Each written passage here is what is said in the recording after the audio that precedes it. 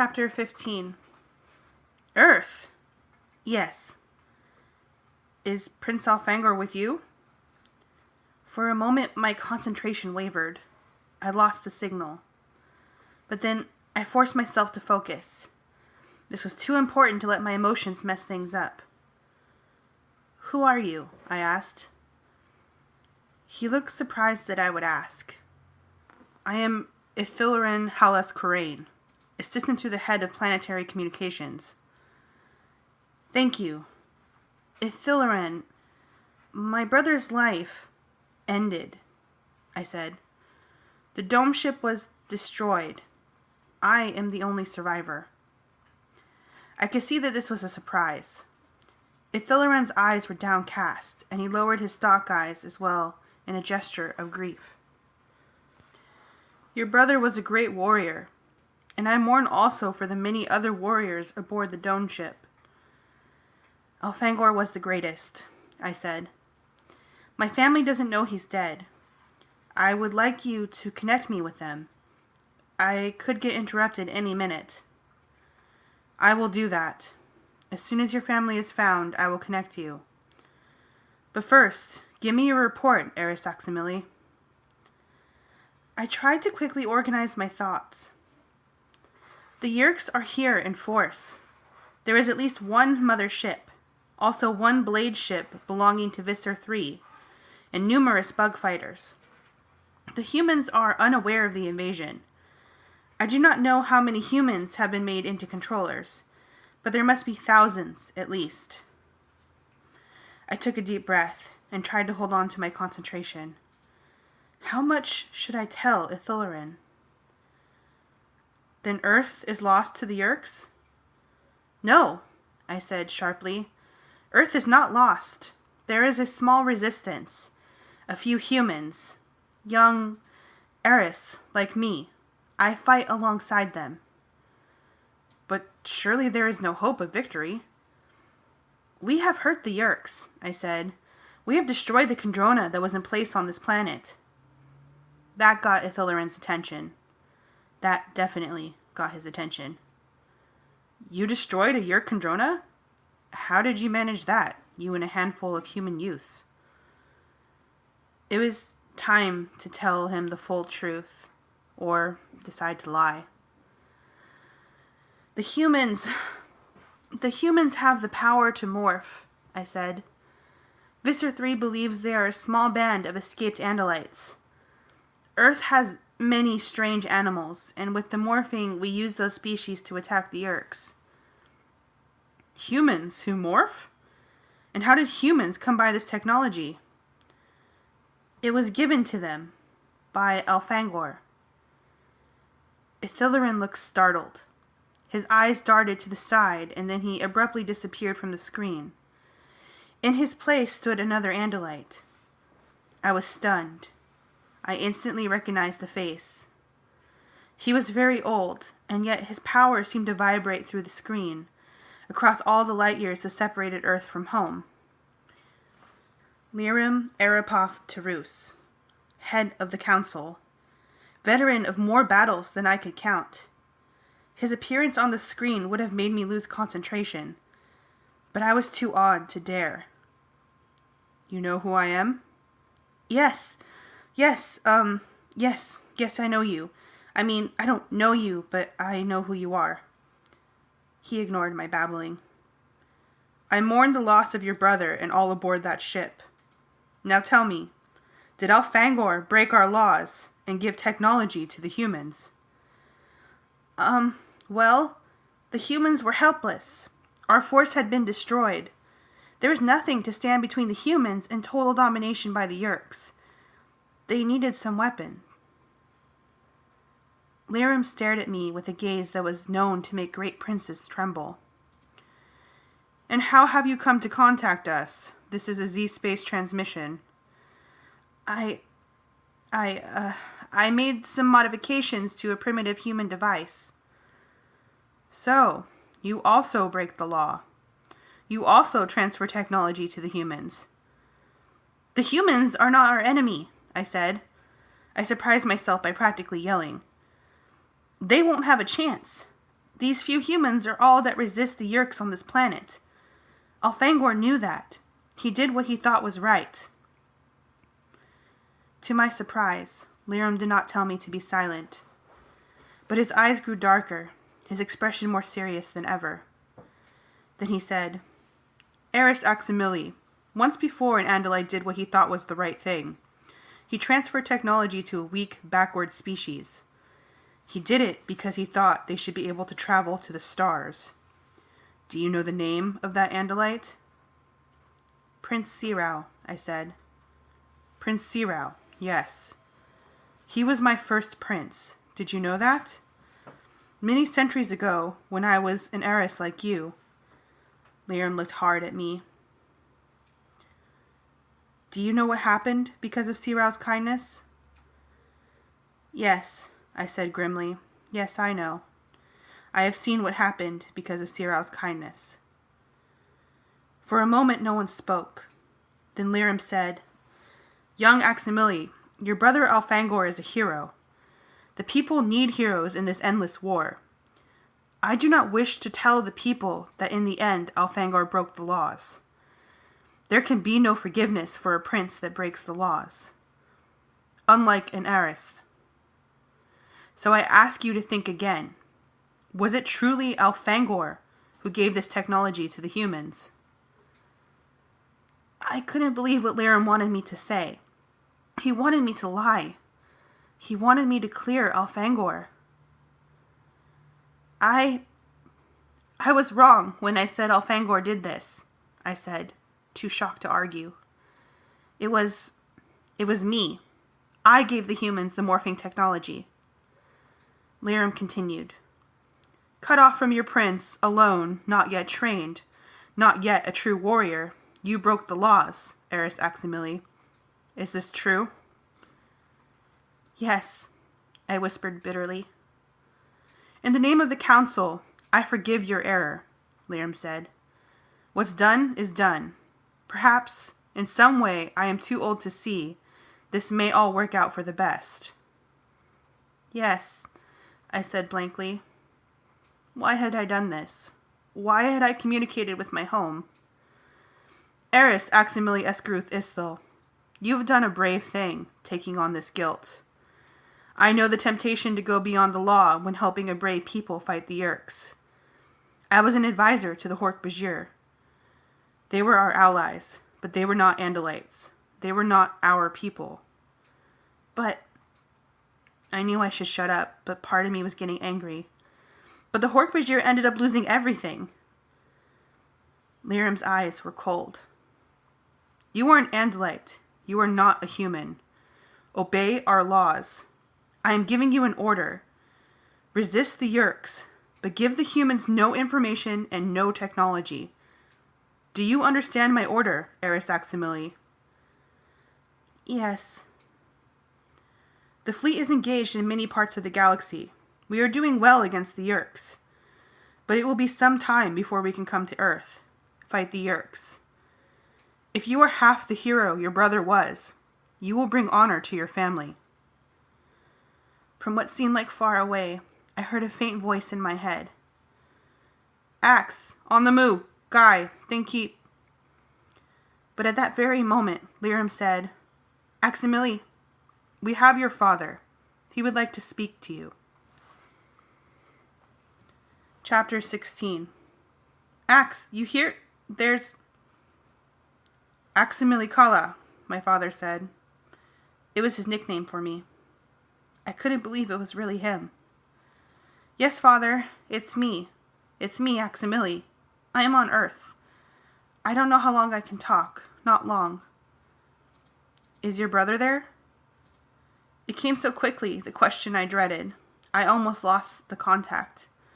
I desperately wanted to see my father's face and listen to his words. But at the same time, I did not want to tell him that his oldest son was gone. And there was another thing I did not want to tell him. Alfangor, my father said, is he... Father, Alfangor is... He was killed. My father looked like someone had punched him. He rocked back. I looked away. I had tried so hard not to think about Elfangor's being gone. Somehow it wasn't real until this moment. Seeing my father's pain made me feel my own. Did he die well? My father asked. The question is part of the ritual of death. It was the question he had to ask. He died in the service of his people, defending freedom, I said. This was also part of the ritual. My father nodded. And has his death been avenged? This was the part I had feared. No, father. My father looked up at me. You are now the eldest son. The burden of revenge is on you. Do you know his killer? Yes. And does his killer still live? Yes. And do you, Aximili, take up the burden of avenging your brother's death? Yes. The ritual was complete. We had both said all the things we were supposed to say. I am so relieved to see that you are still well, my father said. Yes, I wanted to see you, I said. I couldn't. The connection was broken. Instantly. Totally. I was staring at a blank screen. Sorry, but you were breaking my heart, a human voice sneered. I had to cut you off.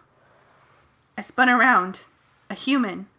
He was 30 feet away, and he was holding a weapon, pointing it at me. Only slowly did I realize that it was no human gun. The weapon in his hand was a Draken beam, standard Yerk issue. You and I have a lot to talk about, Andalite. Quite a lot.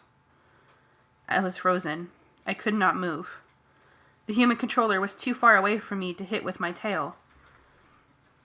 Don't try it, Andalite, he sneered. I'll fry you before you can even twitch that tail of yours. But then... Seer! Tobias died from the top of the dome at full speed. Wings swept back, talons raked forward. He aimed for the man's face. The man threw up his arm. Talons raked the bare flesh of his forearm, leaving red slashes behind. But the man had held on to the Draken beam. Tobias flew past. Shreds of the human shirt hung from his talons. I leapt forward. Too late. Freeze. I don't want to kill either of you, Andalites, but I will if I have to, the man snapped. Tobias swooped away to perch on a huge telescope itself. I just want to talk, the human controller said. You're the one holding the Draken beam, I pointed out. Then he did something that amazed me.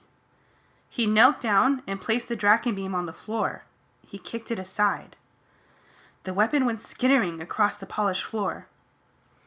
Now I'm at your mercy, Andalite, he said. You can use that tail of yours, or you can listen to what I have to say. With my stalk eyes, I glanced up and saw Tobias. It's up to you, Axe, Tobias said. This is your party. Speak, then, I said to the human controller. My name is Gary Kozlar, he said. Don't waste my time, I snapped, trying to sound strong and unafraid. That's a human name. That's the name of your host's body. But I know what you really are. He nodded. All right. My name is Eslin, 359. And you are Aximili, a young Andalite warrior cadet, brother of Beast Elfangor. You see, I heard the last few minutes of your touching conversation. Beast Elfangor? So that is the Yerk name for my brother? Your brother is dead, Eslin snapped. And so is the one creature in all the galaxy that I cared about. Her name was Durain 344. And do you know what they have in common, your brother and my Durain? No. What does my brother have in common with a Yerk? Eslin's human face twisted into an expression of rage. They were both killed by the same being. Visser 3? As I said, you and I have a lot in common, Andalite. He struggled to gain control over his human face, but his jaw was twitching as he explained.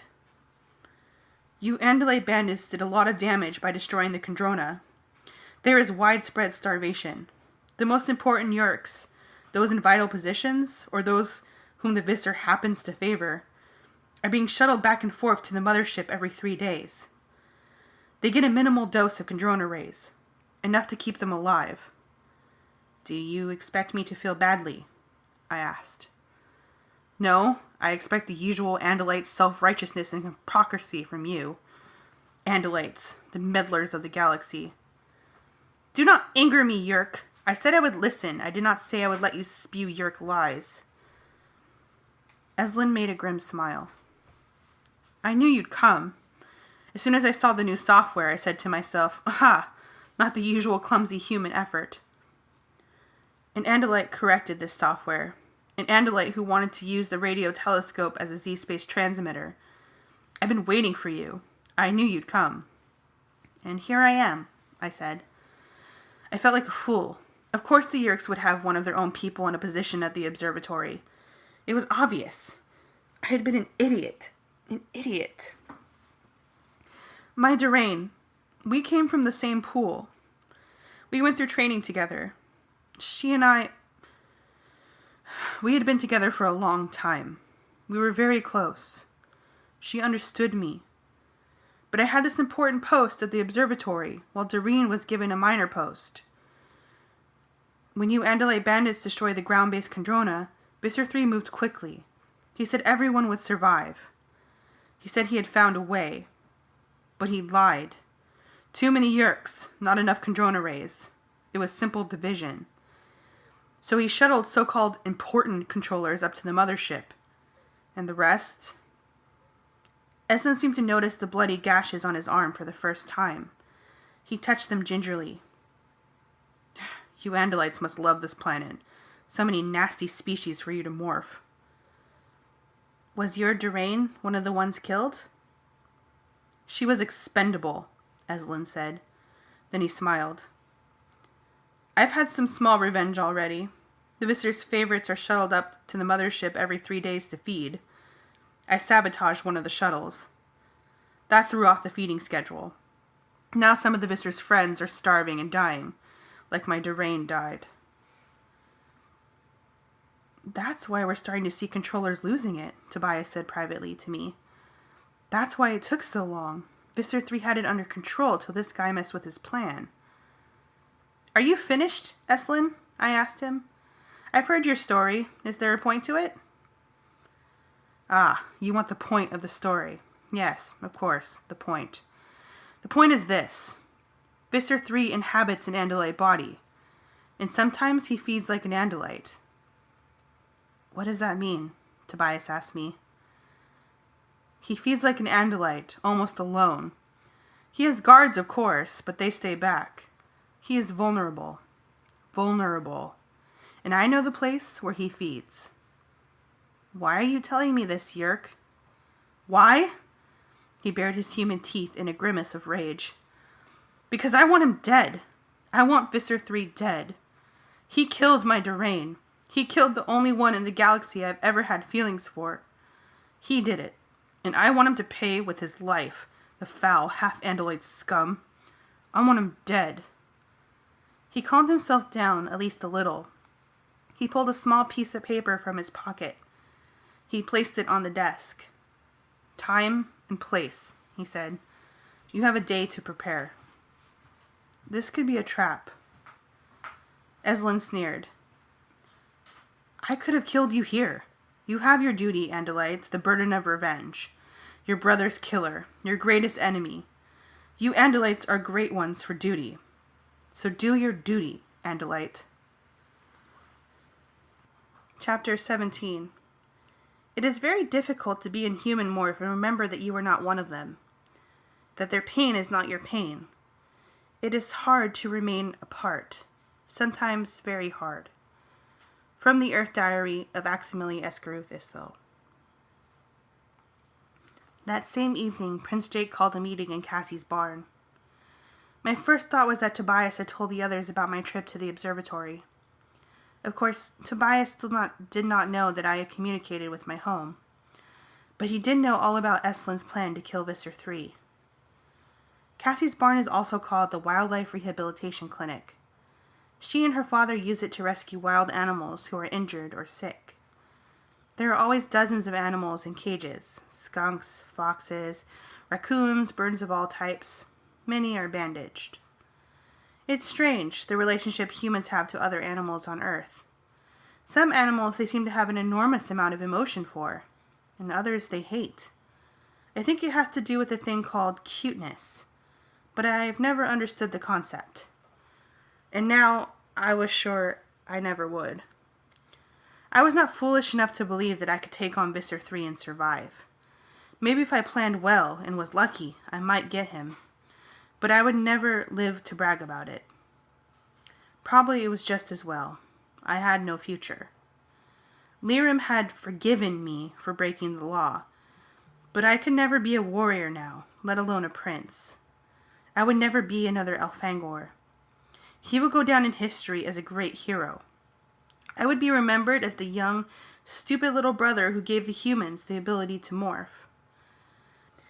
I had to morph into a human to go to the barn. There was always the chance that Cassie's father or mother might walk in. But I felt bad assuming the human body.